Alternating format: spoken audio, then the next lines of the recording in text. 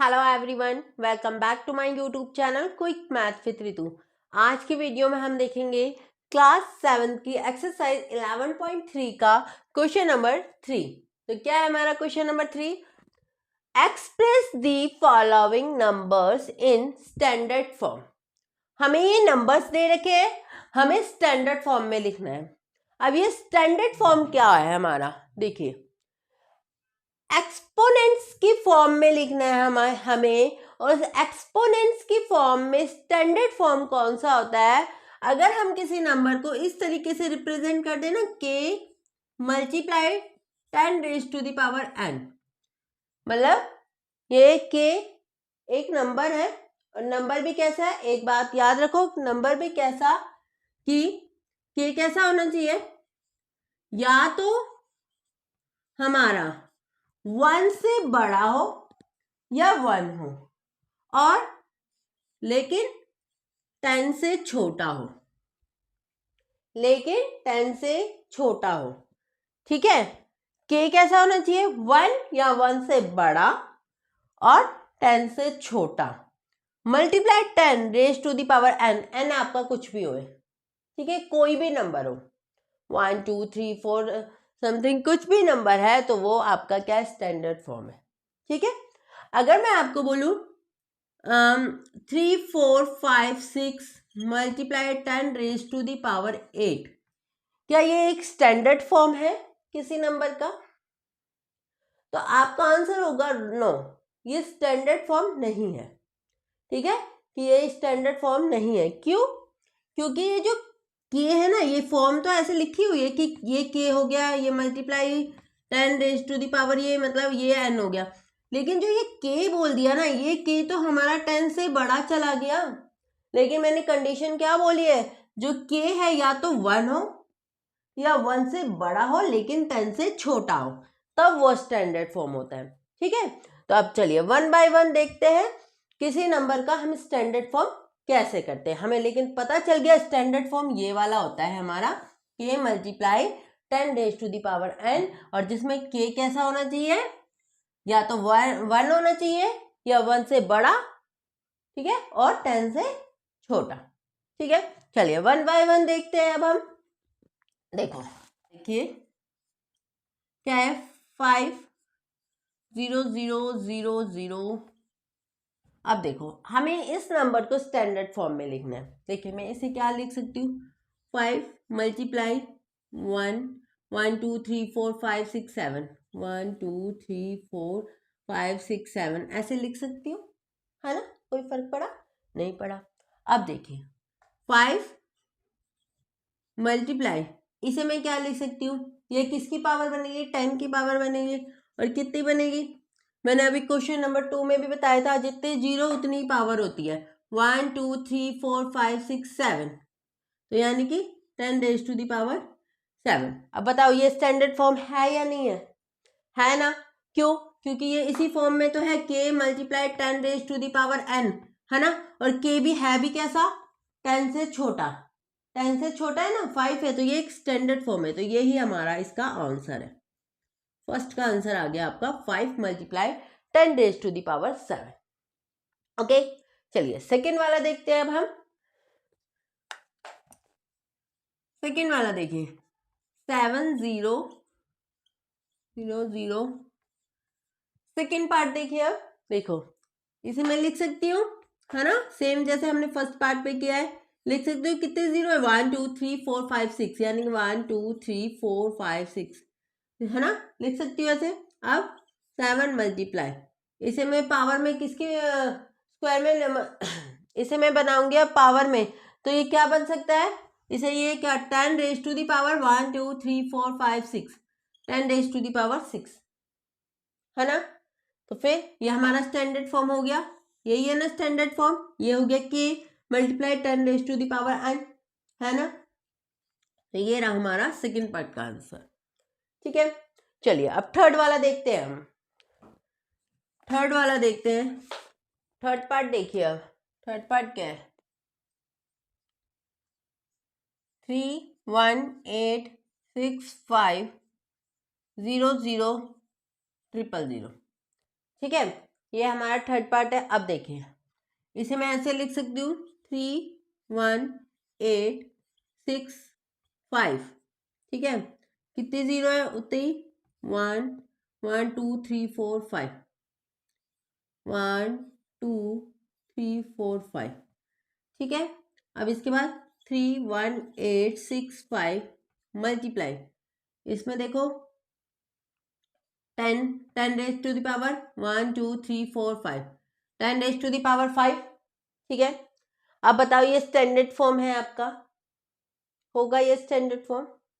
आपका आंसर होगा नो, क्योंकि मैंने अभी आपको क्या बताया, ये जो है के है और के होना क्या चाहिए हमारा स्टैंडर्ड फॉर्म के लिए 10 से छोटा होना चाहिए, बट ये तो 10 से बड़ा हो गया है ना, तो ये स्टैंडर्ड फॉर्म नहीं है। यानी कि इसके आगे भी अभी हमें करना है, इसे स्टैंडर्ड फॉर्म बनाना है, तो हमें क्या करना पड़ेगा, देखो इसके लिए हमें क्या करना पड़ेगा, हमें यहाँ पे पॉइंट लगाना पड़ेगा, ठीक है।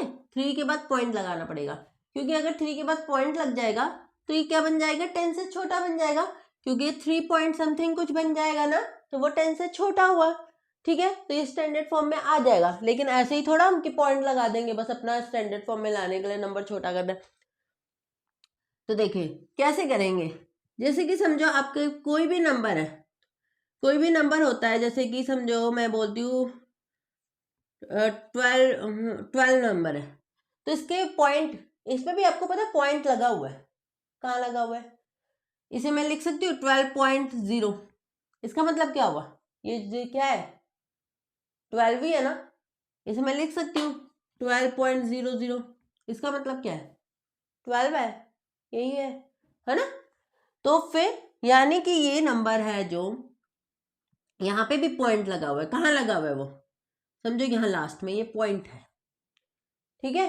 भले हमने दिखाया नहीं है, लेकिन दिखाते नहीं है, लेकिन अगर हम देखें तो यहाँ पे भी एक पॉइंट है, क्योंकि अभी मैंने बताया ना, जब अगर हमने 12 है या 123 है, अगर मैंने ये लिखा है, तो अगर हमने ये लिखा हुआ है लेकिन इसके यहाँ पे भी एक पॉइंट है ना, क्योंकि हम इसके बाद हम कुछ भी लिख सकते हैं, तो इसका कोई मतलब नहीं है, ठीक है।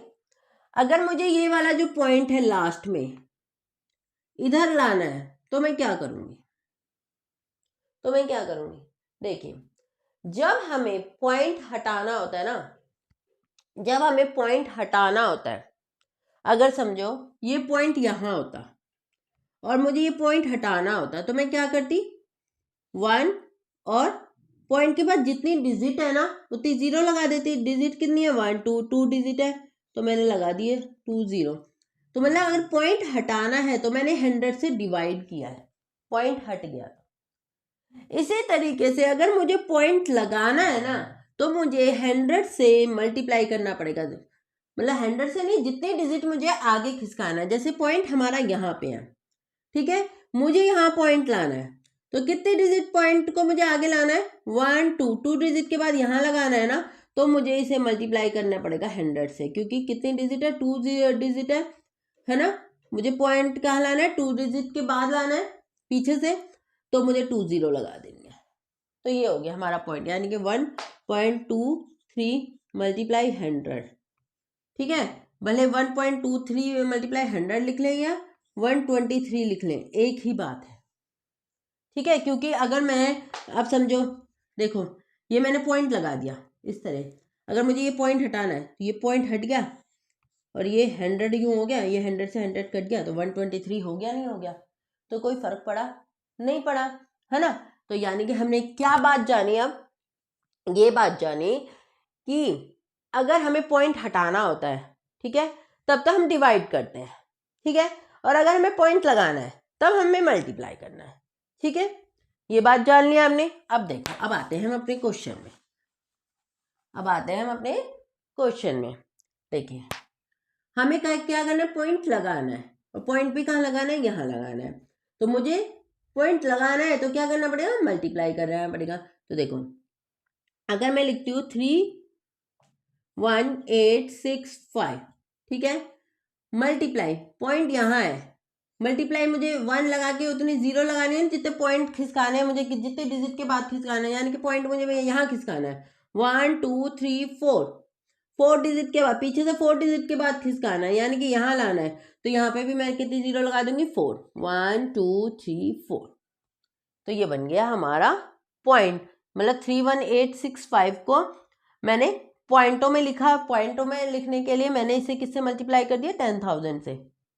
ठीक है, जितने डिजिट के बाद मतलब बाद मुझे पीछे से पॉइंट लगाना है उतने ही जीरो लगा दूंगी मैं। ठीक है, बस अब एक बात ये ध्यान रखो, पॉइंट हटाने के लिए हम डिवाइड करते हैं और पॉइंट लगाने के लिए हम मल्टीप्लाई करते हैं। प्रोसेस वही होता है कि जितने डिजिट के बाद आपको लगाना उतनी जीरो और वहां पे भी उतनी ही जीरो। ठीक है, अब देखो आगे आगे देखते हैं। अब हम ये तो मैंने इस नंबर को लिख दिया। ठीक है, इस नंबर को पॉइंट हटा के ये आ गया। अब फिर साथ में क्या चल रहा है, multiply 10 raise to the power 5।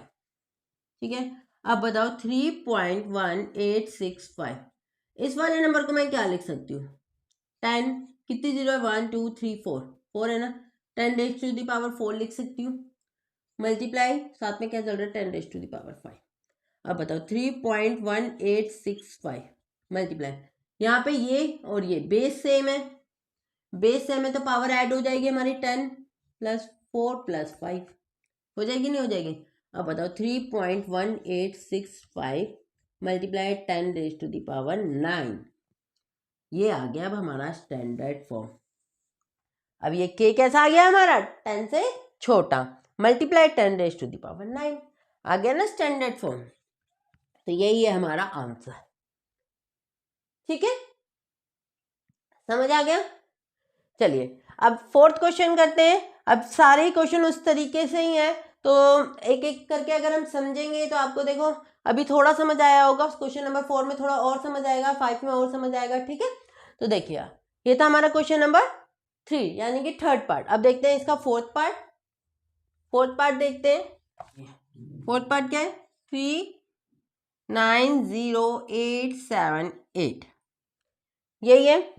अब देखो यहाँ पे कोई जीरो नहीं है, हमें हमारा कि हमें जीरो नहीं है, तो बस अब आगे का ही प्रोसेस हम स्टार्ट करते हैं। समझो पॉइंट हमारा यहाँ पे है, ठीक है, और मुझे इसे स्टैंडर्ड फॉर्म में लिखना है। स्टैंडर्ड फॉर्म हमें पता है क्या होती है, k multiply 10 raise to the power n, और के भी कैसा होता है, 10 से छोटा होता है ना। के भी कैसा होता है, 1 से बड़ा या 1 के बराबर और 10 से छोटा। तो मुझे यानी कि यहाँ पे पॉइंट खिसकाना है, तो यहाँ पॉइंट खिसकाने के लिए मैं क्या करूंगी, देखो 390,878 पॉइंट यहाँ खिसकाना है, तो मैं किससे मल्टीप्लाई कर दूंगी, 1 लिख के।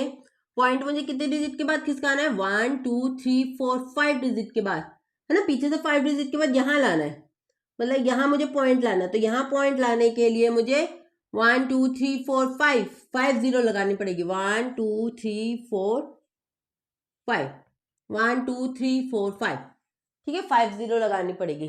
तो अब 3.90878 मल्टीप्लाई से क्या लिख सकती हूँ, 10, 1 2 3 4 5 यानी 10 रेज टू दी पावर 5 हो गया हमारा स्टैंडर्ड फॉर्म, फोर्थ वाला। ठीक है, बस हमें बात क्या याद रखनी है, सिर्फ इसमें एक नई चीज हमने बस ये जानी है कि स्टैंडर्ड फॉर्म हमारा ये होता है।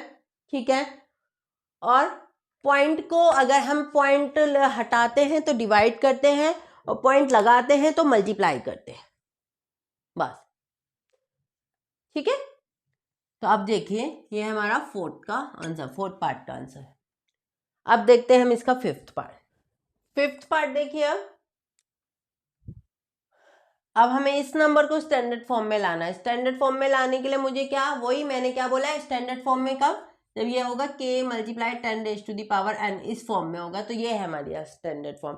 ठीक है, तो इस फॉर्म में लाने के लिए k भी कैसा होना चाहिए हमारा, क्या बता रखा है मैंने, k कैसा होना चाहिए हमारा, 1 से बड़ा या 1 के बराबर और 10 से छोटा, ऐसा होना चाहिए। तो अब यानी कि मुझे k को लाना है, यानी कि k को करना है 10 से छोटा, तो यानी कि मुझे ये पॉइंट इधर चाहिए। ठीक है, तो मुझे कितने डिजिट के बाद पॉइंट चाहिए, नहीं पीछे से यहाँ पॉइंट मुझे यहाँ खिसकाना है, यहाँ से यहाँ खिसकाना है, यानी कि 1 2 3 4 4 डिजिट के बाद खिसकाना है। तो कैसे कर देंगे, 3.90878 8 पॉइंट यहाँ खिसक गया, कितने डिजिट के बाद खिसका 1 2 3 4, तो उतनी ही जीरो, कितनी जीरो 1 2 3 4, 1 2 3 4, समझ आ गया? ठीक है, फिर लगाएंगे 3.90878, इसे मैं क्या लिख सकती हूँ 10⁻⁴ लिख सकती हूँ। यही हमारा स्टैंडर्ड फॉर्म है ना, है ना? आ गया स्टैंडर्ड फॉर्म में, तो यही हमारा आंसर है 3 पॉइंट समथिंग मल्टीप्लाई 10⁻⁴ हमारा आंसर है। ये हमारा स्टैंडर्ड फॉर्म, ठीक है, ये है मतलब नंबर का स्टैंडर्ड फॉर्म। ठीक है, चलिए ये था 5th पार्ट। अब देख लेते हैं इसका लास्ट पार्ट जो है कि 6th पार्ट।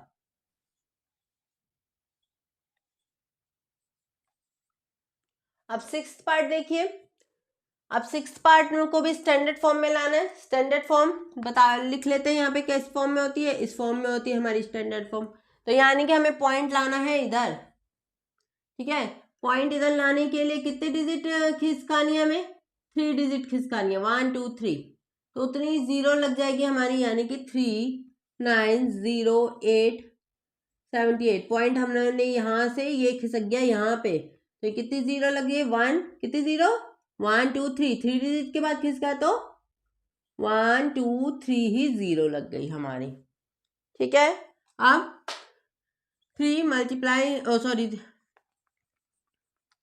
अब 3.90878 मल्टीप्लाई 10⁻3, तो आ गया हमारा स्टैंडर्ड फॉर्म। ये हमारा स्टैंडर्ड फॉर्म, ठीक है, नंबर का standard form 3 point something multiply 10⁻3 answer. ठीक है, तो इस तरीके से हमें करना था। ठीक है, इस पूरे क्वेश्चन में सिर्फ हमें 2 बात जाननी थी। क्या बात? स्टैंडर्ड फॉर्म हमारा ये होता है, ठीक है, और जिसमें के हमारा होता है 1 या 1 से बड़ा और 10 से छोटा। ठीक है, और डेसिमल हटाने के लिए हम डिवाइड करते हैं। ठीक है, 1 लिख के उतनी जीरो जितनी डेसिमल के बाद पॉइंट है उतने उससे हम डिवाइड करते हैं, लेकिन डेसिमल लगाने के लिए हम क्या करते हैं, मल्टीप्लाई करते हैं। 1 लिख के मल्टीप्लाई भी किससे, 1 लिख के जितने पीछे से हमें जितने डिजिट के बाद पॉइंट को आगे लाना है उतनी जीरो लगा के। ठीक है, तो ये था हमारा एक्सरसाइज 11.3 का क्वेश्चन नंबर 3। आई होप आपको समझ आ गया होगा। अगर फिर भी कोई डाउट रह गया है तो आप कमेंट बॉक्स में लिखिए, मैं उसका रिप्लाई जरूर करूंगी। और अगर आपको मेरा पढ़ाया हुआ समझ आ गया है तो आप इसका रिप्लाई भी कमेंट बॉक्स में जरूर देना। अब मिलते हैं हम अपनी नेक्स्ट वीडियो में इसके आगे के क्वेश्चंस के साथ। तब तक के लिए बाय बाय, टेक केयर।